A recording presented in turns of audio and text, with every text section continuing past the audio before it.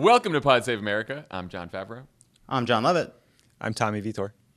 The Republican Party, in its infinite wisdom, chose to hold its spring donor retreat at the home of the twice-impeached one-term president who single-handedly cost them the White House, the Senate, and the House.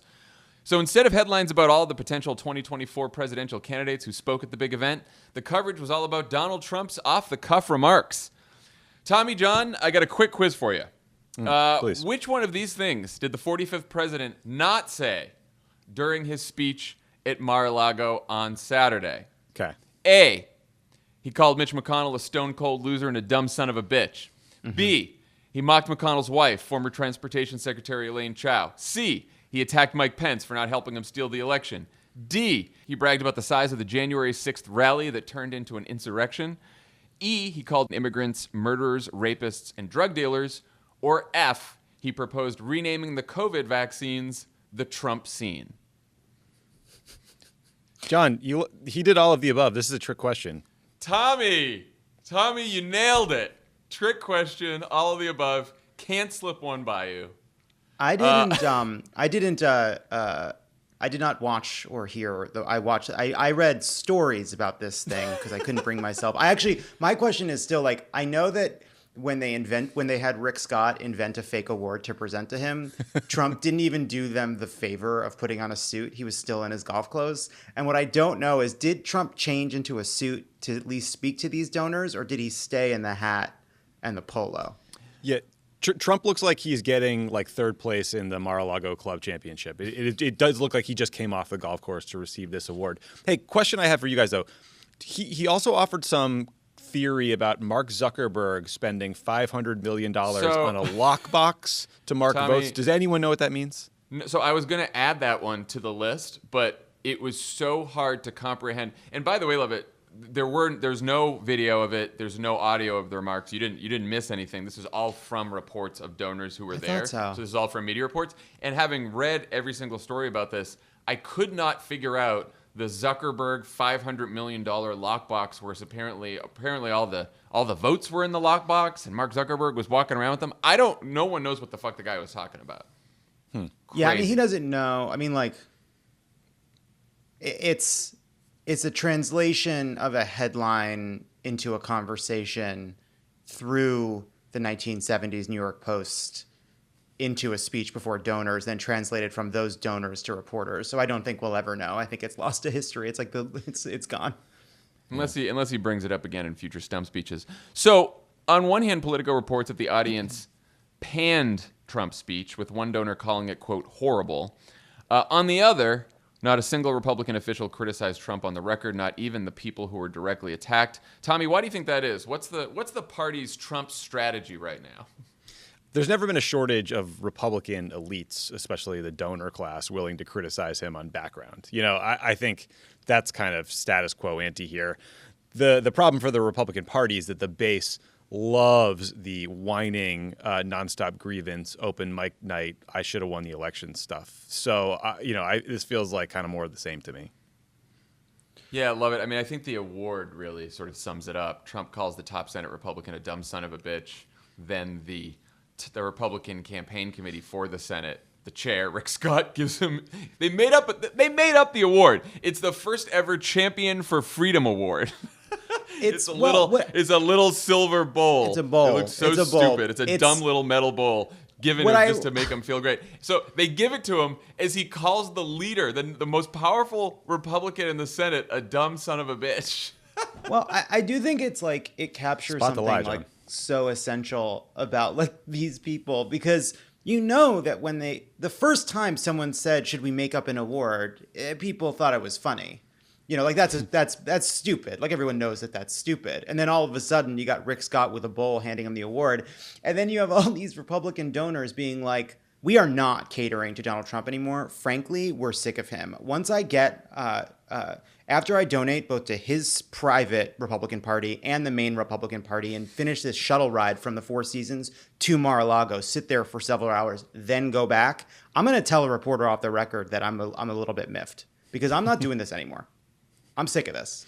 I mean, the reason I think this is important is, so there's either two things going on. One, the party faithful, whether it's the voters, the activists, the donors, the rest of the elected officials, they all do want him again, and they're just embarrassed to say that publicly, I guess, right? They're all on board, right, for another Donald Trump trip. So that it could be that, or it could be that once again we are facing the same collective action problem within the Republican Party that led to Donald Trump winning the nomination in 2016, which is that they're all afraid to say anything on the record. They're all afraid to go after him. Not one of the Republicans he attacked said anything. Mitch McConnell's office had no comment about this. No one said anything. None of the other 2024 potential contenders said anything. No one criticized him. And either way, if that's how they're going to be, he's going to be, if he wants it, he's going to be the nominee again in 2024. It's going to be his clues, unless he decides not to run. If he decides to run, like, I don't know in this scenario, we're now months away from the election, months away from the insurrection. I don't know how he loses. Yeah, I mean, like it's hard to tell if these donors are just like people who view Trump or anybody else as a vessel for their future tax cut, right? Like I think there is that part of the party. You're starting to see people quoted in some of these stories saying Trump is fading. His shelf life after the presidency, it's shorter than you'd think. People around him don't believe he will run again.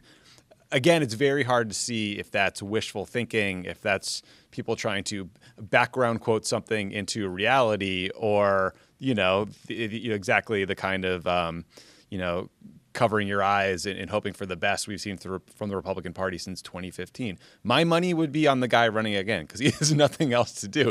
He's a bored, angry old man sitting at a country club. You can't play golf 24 hours a day, so I guess he'll continue to mess up our politics. And again, just two numbers here that tell you everything you need to know. Reuters poll taken at the end of March, so just a week or so ago, 60% of Republicans believe Trump's false claims that the election was stolen from him, and 65% say he should run for president again in 2024. So that's it. Like, usually these spring retreats for a party that lost are supposed to be some kind of a reckoning, an autopsy, what happens for the future. They don't think they did anything wrong. They don't think they did anything wrong by nominating Donald Trump because they believe that the election was stolen from him. And that's what the Republican voters believe as well. So if they believe that, and the guy that the election was stolen from chooses to run again, why not support him? Because what did he do wrong? Right. So they have accepted a story that he is not politically toxic. They actually don't believe that anymore. They think that he won the election, and they've completely accepted the policy argument, if you're going to call it that, or whatever, the nationalist. They view the nationalism that Trump has offered as the future of the Republican Party. So now, regardless of what happens with Donald Trump, the Republican primary is now a machine that takes politicians that are in other kinds of shapes and it extrudes them in a Trump shape at the end of the machine. It's a Trump pasta machine, and they all come out now Trump shape. All of them, like Tom Cotton gave a speech, sounded just like Trump. Ron DeSantis sounds more like Trump. Tucker Carlson sounds like Trump. Ted Cruz sounds like Trump. Ted Cruz, go fuck yourself. Thank you. Yes. Yes, Kyle. Yes. Wow. Well timed. Kyle on the ones and twos. But now. I think it was effective in multiple ways. Yeah, it was great. That's great. That's great. That's everybody. Love it. Of all of those 2024 contenders you just mentioned, none of them made headlines over the weekend, except the one Republican White House hopeful who was allowed to share the stage with Donald Trump at Mar-a-Lago, Florida Governor Ron DeSantis, who Trump has reportedly told advisors he wants as his VP if he runs again. The New York Times ran a piece about DeSantis positioning himself to be Trump's heir that says, quote, the governor's brand of libertarianism, or, quote, competent Trumpism, as one ally called it, is on the ascent. What's the case for Ron DeSantis as the next Trump, and how seriously do you guys take it? Tommy, what do you think?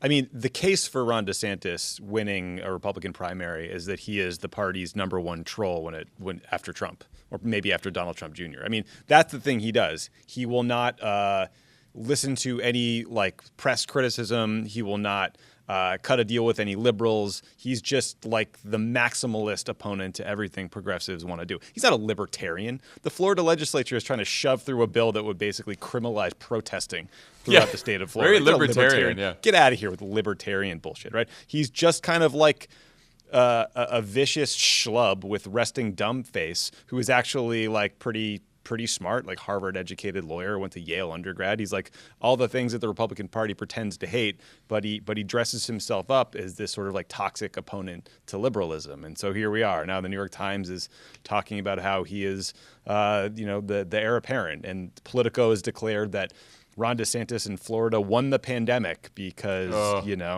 at times their case count was lower than cities that locked down harder. So I don't know. This is the dumb political universe we're stuck in. That is just as an aside. Anytime anyone asks me what I think about Politico, I'm just going to go right to that headline, which says how Ron DeSantis won the pandemic. I don't care if your state had a good record or a bad record. It's not about that. You don't win a fucking pandemic.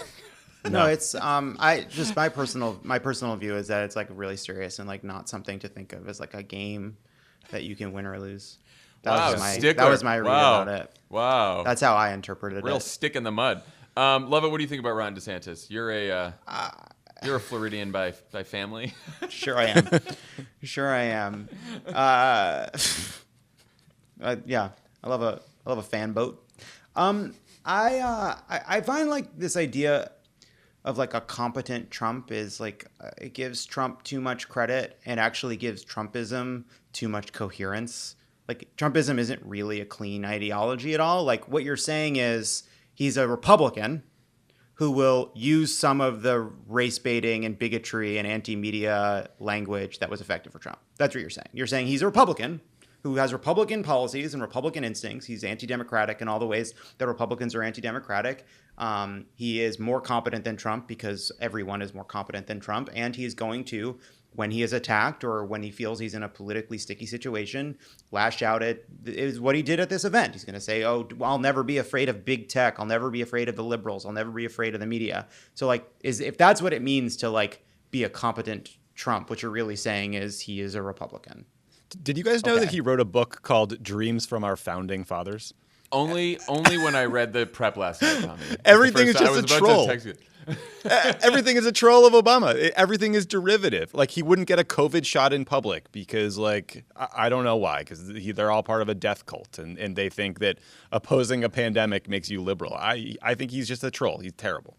I think that he is quite dangerous and someone who could definitely win the nomination. Quite dangerous. If Trump does not win. I think if Trump runs, I think DeSantis is screwed because like, why do you want the pale imitation of Trump when you can have the real thing, right? Now you could argue that people say, oh well, Ron DeSantis is Trump without all of the as the New York Times would probably say, the rough edges of Trump, or the Trump as a flamethrower or whatever they call him, firebrand, bombastic style, right? Yeah. So he's Trump without the rough edges. But if you're a Republican voter, you want the real thing. You love Donald Trump. But if Donald Trump doesn't run, look, Ron DeSantis has a 53% job approval in Florida. He was second in the straw poll at CPAC. He was first in the straw poll without Trump. His appeal isn't just isolated to the Trump diehards, which is the real problem there. His job approval rating among independents in Florida is 59%.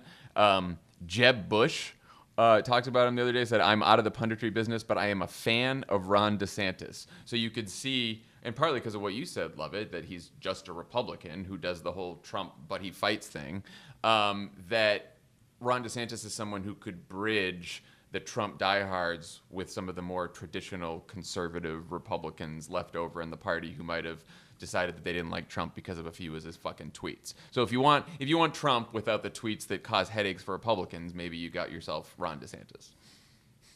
Yeah, and presumably you also have someone running without the record of mismanaging a once-in-a-century pandemic. So, like, we should all be pretty fucking worried about the next election. Like, yeah. I mean, no, that's why I'm worried, because Trump with the Trump baggage, Trump with Trump came very close. So 40,000 votes, 40,000 votes in 3 states, and Trump, who presided over the largest loss of American life in modern history, lost by 40,000 votes. So that's how close we are. So that's why there's a lot of, like, I can see online too when people bring up Trump again. Why are you still talking about him? Like, no. We're going to have an election in 2024. So far, he's the front runner. He's probably got the nomination if he wants it. If he doesn't want it, there's someone like Ron DeSantis who could be even more dangerous because he at least appears to be more normal to some voters. It's an issue, guys. It's an issue. Something to keep an eye on. All right. We haven't really dug into... Watch the stove. Watch the stove.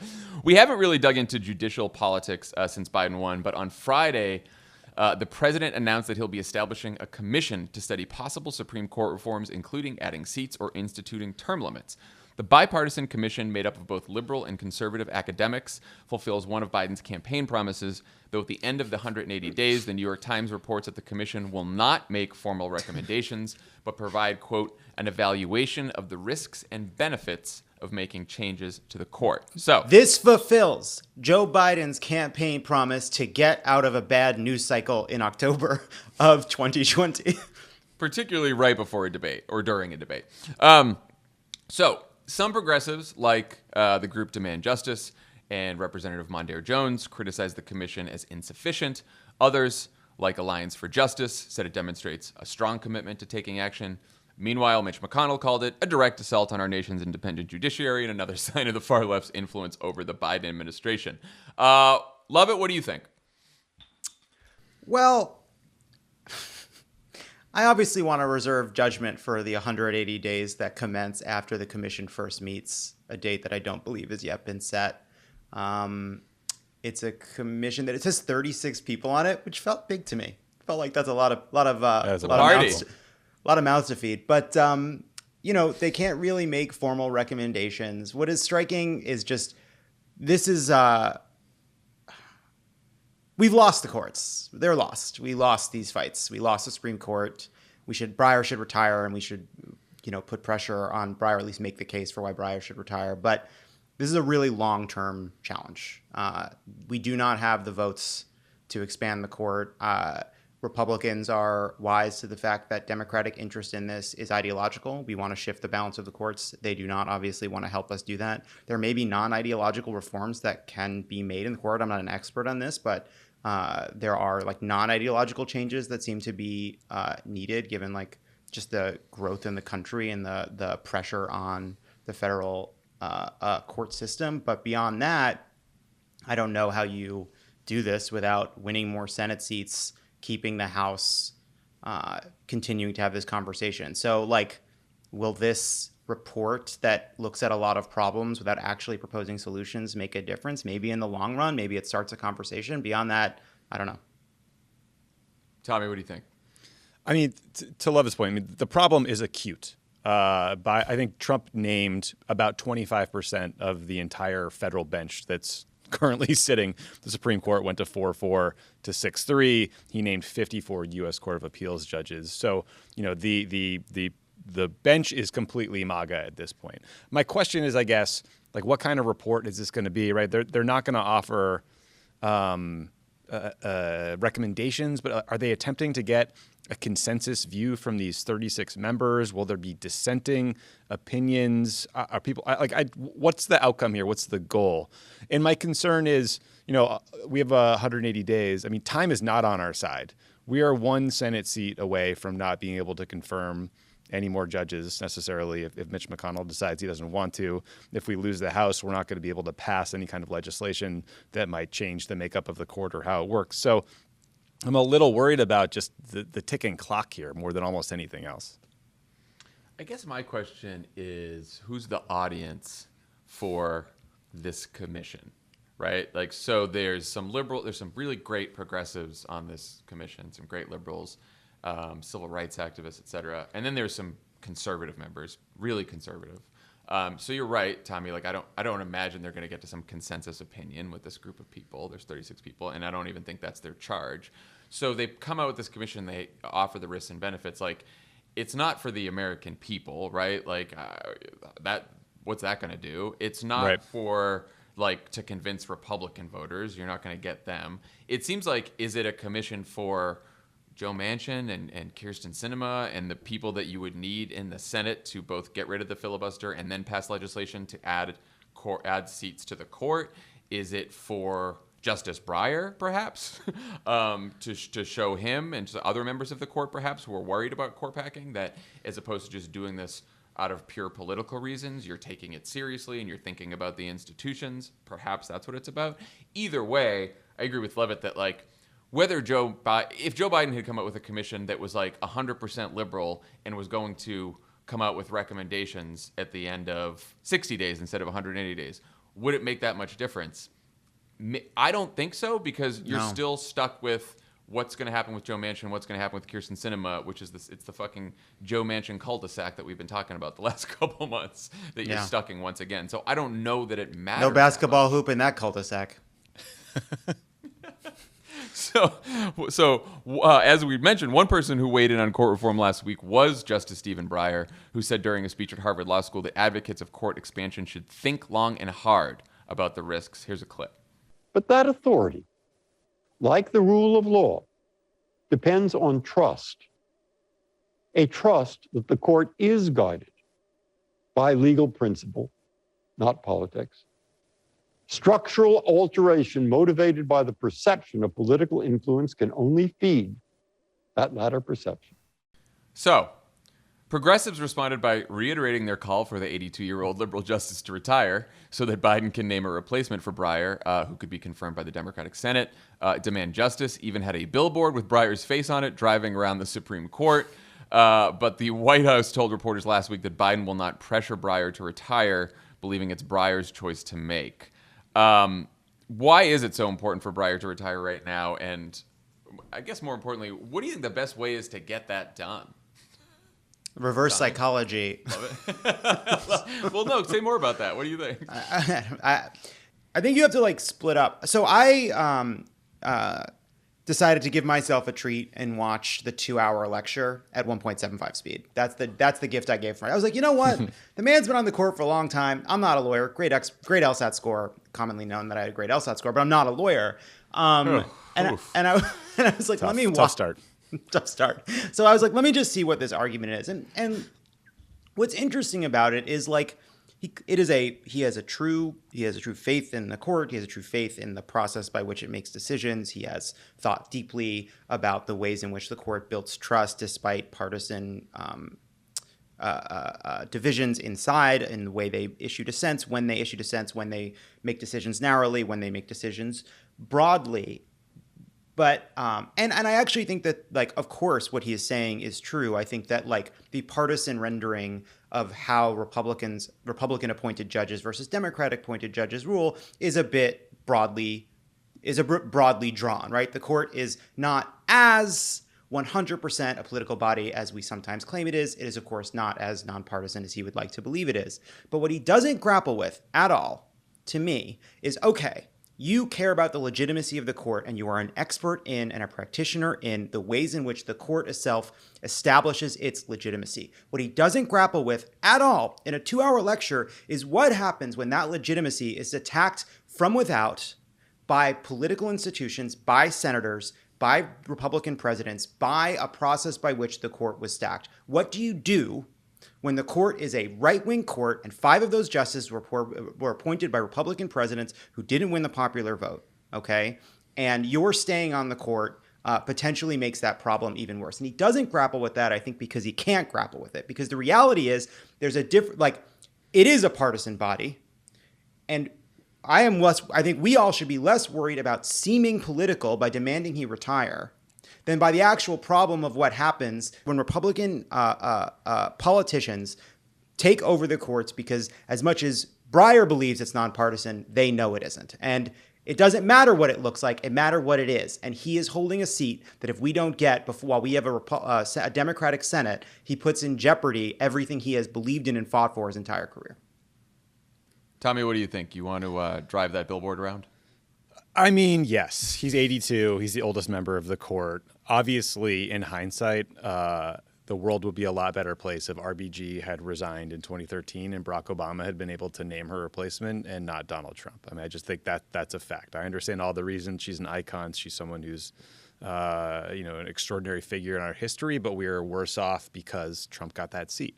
And I also just think, like, a mistake we made in the Obama White House was to sometimes try to make decisions or act like there were certain, like, sects of government that were above politics. I saw this a lot on the NSC, where it was like, the politics doesn't enter the Situation Room. Well, in fact, it does, right? Because we're only here because of politics, because you got elected. I think the same thing is true for the courts. I mean, there's 677 district court judges. Every one of them has the power to issue a temporary restraining order that blocks the implementation of federal legislation until a trial can be held about that law, right? Biden immediately saw this happen to him with his moratorium on evictions. So the idea that the judicial branch is not political, I think, is on its face not accurate. It's also the case that Donald Trump just named the youngest people he could find to troll the libs in some cases to the bench. Right? He was naming 40-year-old anti-voting rights activists, not seasoned legal professionals, people that were not recommended by the bar associations. So look, I just think there's this sort of purity test bullshit that sort of envelops all of these conversations that I think we have to just fight right through. And then there's just the obvious fact that we have a small window of time to name another Supreme Court justice if Breyer resigns. And if we miss that window, we do not know what's coming next. And we cannot deal with another conservative justice on the Supreme Court. We just can't. No, I mean, Justice Breyer, I have no doubt that he believes deeply in, the law and institutions and making sure there is trust in the institution of the Supreme Court. And he cares about that. And he's working hard to make sure that people have faith in the Supreme Court. But he's also someone who clearly has a set of progressive values and beliefs that have animated many of his decisions over the years. And he has to know that, like you said, Tommy, that the window is closing. And that, here's the difference. If Justice Breyer announces he's retiring soon at the end of this term, we have the 50 senators. We have the 51 votes in the Senate. Joe Biden can name someone to replace him who's young, who's progressive. And then we basically have to wait until, Clarence Thomas retires and hope that there's a Democratic president to start switching the balance of the court again. If Justice Breyer waits and we lose the Senate, or God forbid before 2022, we lose a Democratic senator somehow, all it takes is one, that's it. Republicans could replace him, and now we're waiting for fucking John Roberts or Alito. Actually, probably Alito's the next one that we're waiting for, which is a long fucking wait for that person to retire to restore the balance of the court. So it's basically the difference of a generation of waiting for another conservative justice to retire and have the opportunity to be replaced by a Democratic president. Now, if you're asking me what's the best way to get that done, I don't know that driving a billboard around in front of the Supreme Court with Breyer's face on it demanding that he retire is going to convince Justice Breyer to step down. I just don't know if that's what does it. I do think I think we know what the kind of stick argument looks like. It's retire, bitch. That's that's it. It's and similar for, we know what it looks like. It's actually it's a similar kind of shaped problem as when we deal with Manchin. I do think sometimes we have to think about reframing how we talk about this for audiences of one, when so many of our problems are resting not in these big campaigns, but just convincing one person. And it's okay, you want the Supreme Court to be legitimate? You want it to be a legitimate body? Well, I would say Democrats are Americans who want to feel as though they have a say in the makeup of the most powerful judicial body in our country, and giving them an opportunity to feel like they have voted in a way that redounded to them having an opportunity to have their ideology, their point of view, their view of the Constitution represented, is a way to strike a blow on behalf of legitimacy. The other piece of this too is a lot of this is ref working that's pretty good. Okay, Breyer, you're telling us that the Supreme Court is a non-political, non-partisan institution that we can trust, even though it's 6-3 Republican. Well, let's see what comes out of this court. Let's see what kind of decisions that John Roberts and can get out of this conservative majority. Retire, bitch. That might work. Yeah. I mean, these guys are they all have towering, massive egos. And I do not think that a sign or Jen Psaki's comments from the podium are going to what makes him decide to retire. But I do hope that there's a pretty concerted inside game where people who know him well are having these conversations. I assume that's the case. There was with the Obama administration and RBG. But yeah, to your point about legitimacy, Lovett, I mean, when I think about Mitch McConnell stealing a Supreme Court seat from Barack Obama, that doesn't really help me have faith in the institution. When I think about gutting the Voting Rights Act or gutting all efforts at campaign finance reform and all the damage that's done, that doesn't give me faith in the institution, right? I mean, I think the Supreme Court is doing a very good job of undercutting itself at the moment, and we need to restore a little balance there before it can be fixed. I would bet there are a lot of conversations going on between, members of Congress and staff and the White House and staff and perhaps by Breyer's former clerks, current clerks, of ways to maybe ease him out of the job. I do worry you first after giving a speech like that where he's worried about partisanship and the court being viewed as partisan. If there is an increased level of noise from progressives telling him to get out, like the worry is that it backfires and he decides to stay in there. Yeah, which so which there is, sucks. I think there's a delicate balance here in trying to ease this guy out of the job, I think. Yeah, and it is and that's like obviously deeply unfair. It is like it's like James Comey, it's Manchin. We pay such a high price for this idea that you have to seem nonpartisan, that it's a performance. Nonpartisan is not that partisanship isn't about outcomes or even the process behind the scenes. It's like this display that you're doing for people. Meanwhile, you look at this, you're like, no one's part of this conversation. It's a tiny conversation about the future of the Supreme Court. Last thing on this, Tommy, you mentioned, that the Supreme Court is not the only way that Biden can leave his mark on the judiciary. A few weeks ago, the president announced a diverse slate of 11 judicial nominees to fill some of the 69 eligible vacancies across various levels of the federal court system. Biden's list includes 4 Asian Americans, a Latina, the first Muslim American to be nominated for a district court seat, and 3 black women for appeals court vacancies, including U.S. District Judge Ketanji Brown Jackson to fill Merrick Garland's seat on the D.C. Circuit Court of Appeals, which many believe will be a short stop on her way to becoming the first black woman on the Supreme Court. So, and you mentioned this, Trump filled more than 200 court vacancies in just one term, which is nearly as many as Obama and Bush each did during their 8 years in office. What lessons do you think Biden is taking from that? And what does this first slate of appointments say about his strategy toward the courts? Tommy. So far, he's shown, it looks like he is thinking about racial diversity and experiential diversity. I mean, you mentioned he named 3 black women. I heard an expert talking about how on the federal appeals court right now, there are only 5 black women out of 180 active judges, and the youngest is 69 years old. So obviously there was a massive gap in representation that needed to be filled there. It's the first Muslim federal juror, right? So there's a lot of really important racial diversity that's coming through these picks. There's also experiential diversity, which I think is really interesting and important as well. 5 of the picks out of the 11 have a criminal defense background, including some who are public defenders. That hasn't normally been the path to becoming a judge. You are like you go to some Ivy League law school, you maybe clerk for an important judge, and then you become a prosecutor or you become a partner at some white-collar law firm. Biden is being pushed to, think about people who, defended people at the worst moment of their lives who couldn't afford to pay for it, and to bring that kind of point of view to the bench. So I think so far so good. I mean, I think he's getting pressed from some other groups to name more Latino judges. That's an important step that he'll take as he continues to work through his list. But so far so good. I think people are pretty happy in the advocacy world about the 11 he picked so far.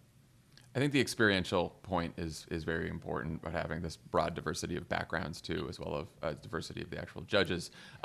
2 other points. I think the average age of the Biden picks is 48. We love young judges. Too old. We want young Too judges. old. Let's get that down. So that's important. And the speed at which he's doing this.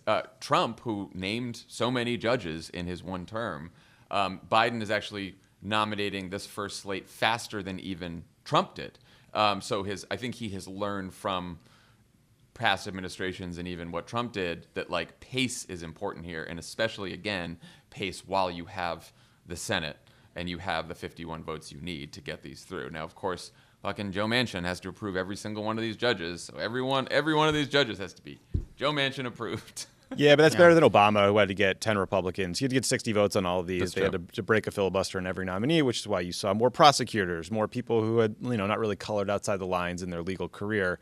Biden, I think, has a lot more running room in terms of diversity, of experience, and naming the most progressive people possible to some of these judicial seats in the same way Trump was naming the youngest MAGA zealots he could find and slapping them on the bench. Think about how differently this conversation would be unfolding, even in this moment, if Cal Cunningham could have kept it in his fucking pants. Oh boy, yeah, okay. Well, because we had one more vote. That'd have been nice. That'd be nice. He'd be a pain in the ass like Manchin. I know, but we have some wiggle room. We'd have some wiggle room. That's all I'm saying. Perhaps. Just something to think about. Or if someone could have figured out how to fucking beat Susan Collins in Maine, we can yell about Cal Cunningham. All right. Think about Maine a lot, too. It's just, come on. All right. Let's go around the horn with our under-the-radar stories for this week. I'll go first. A few weeks ago, we covered the effort to unionize the 6,000-person Amazon warehouse in Bessemer, Alabama, when President Biden released a video supporting the workers' right to organize. Sadly, those workers lost the vote last week by a lopsided 71 to 29% margin. The retail, wholesale, and department store union blamed the loss on Amazon's aggressive anti-union tactics like mandatory meetings, signs in bathroom stalls, and texts to workers with the slogan, "Do it without dues," an argument that they could have a great job without paying for membership in a union. So, question is, what happens next? I would recommend everyone go read Noam Scheiber's piece in the New York Times. He has a great piece on how labor leaders are planning on maybe shifting strategies away from union elections and towards a few different tactics. One is walkouts from workers. 2 is protests. 3 is public relations campaigns that highlight labor conditions and enlist the support of public figures, which helped the Service Employees International Union, SEIU, win wage increases for fast food workers over the last few years. There's also a congressional strategy that includes oversight hearings of Amazon's labor practices and a push for the Senate to pass the House's PRO Act, which would outlaw mandatory anti-union meetings and impose financial penalties on employers who violate labor law because there currently aren't any. SEIU President Mary Kay Henry also had a great idea when she proposed that Biden and Secretary of Labor Marty Walsh call on big companies like Amazon and McDonald's to come to the bargaining table with labor so that the negotiation is about the entire industry instead of one warehouse. It's becoming really hard to organize single warehouses, single offices at a time when so much of this is about industry-wide conditions, and these companies are so big and powerful that they can use their power on a single warehouse, whereas if you have the entire industry at the table in terms of labor against some of these big companies, you're going to have a better fighting shot. So hopefully Biden and Marty Walsh can get on that. Get him, Marty. Tommy, what do you got?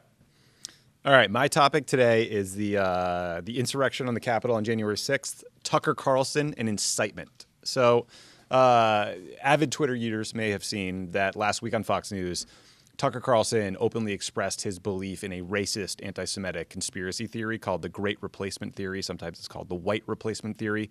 This theory is basically that some powerful cabal, sometimes it's the Democratic Party, sometimes it's George Soros or prominent Jews, are trying to import non-white immigrants to replace white people and white voters. Tucker said, this is a quote, "The Democratic Party is trying to replace the current electorate, the voters now casting ballots, with new people, more obedient voters from the third world." He went on to say, "Every time they import a new voter, I become disenfranchised as a current voter." Poor Tucker. This isn't a new theory.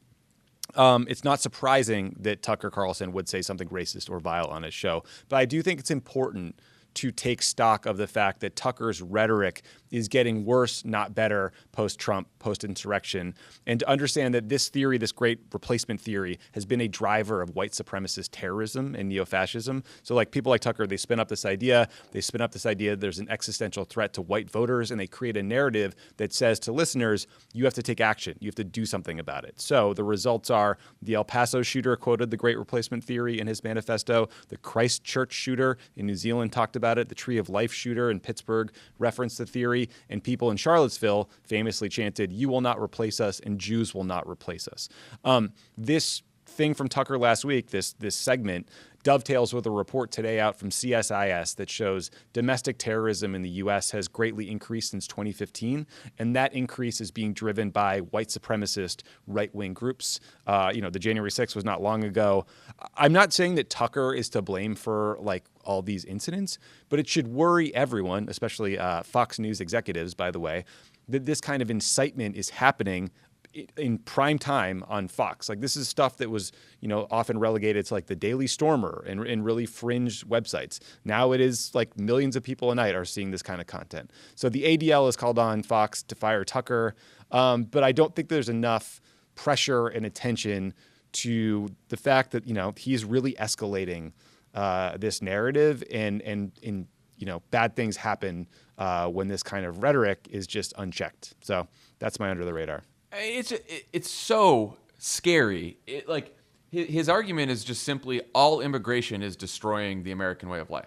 That's it, right? By saying that anytime an immigrant comes here and becomes a citizen, legal or not, through legal methods or not, that disenfranchises American voters. It's that simple. It's just no immigration from Tucker, and the immigrants who are here, even if they became citizens through legal channels, they are a threat to your way of life. It is. Yeah, it's terrifying. Just white supremacist rhetoric. That's all it is, pure and simple. Love it. What do you got?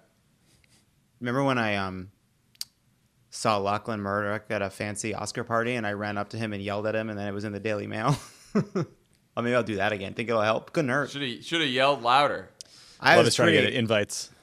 I think it might have and after it's just like so uncomfortable to like yell at someone at a party. I was just completely sweated through my suit, just like completely drenched with sweat from yelling. And then shortly after that, they canceled all parties.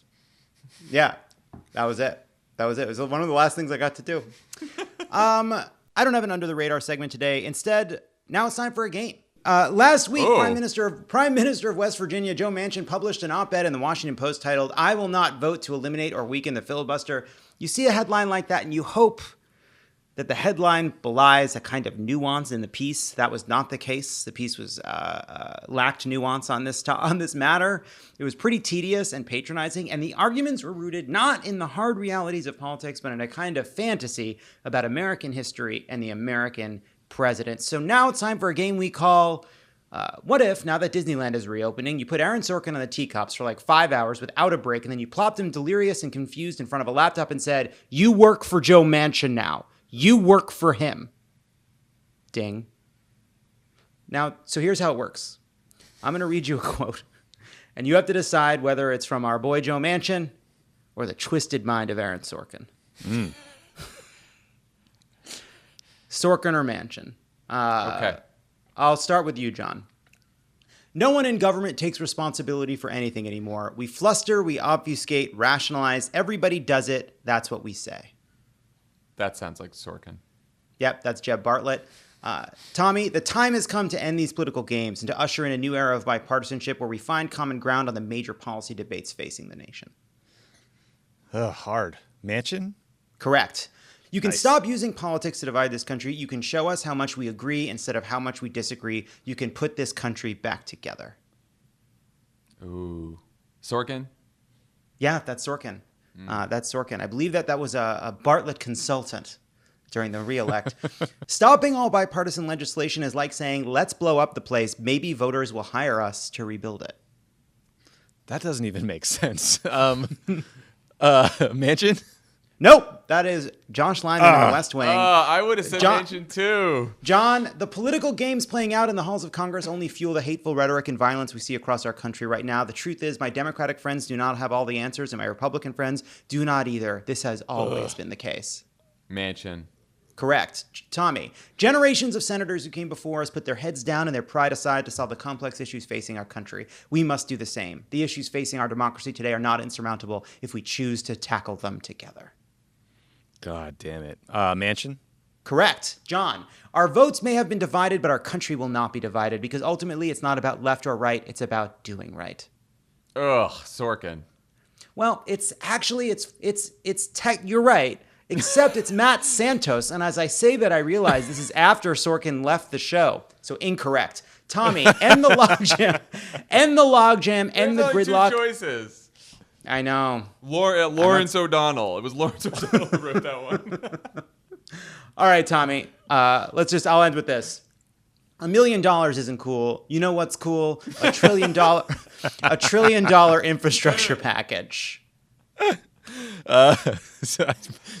Sorkin? Yeah, sure. It doesn't matter. It's both of them, I guess. Because Jon attacked the rules, Tommy, which were not fair, but nonetheless, it's not allowed. Tommy, you've won the game.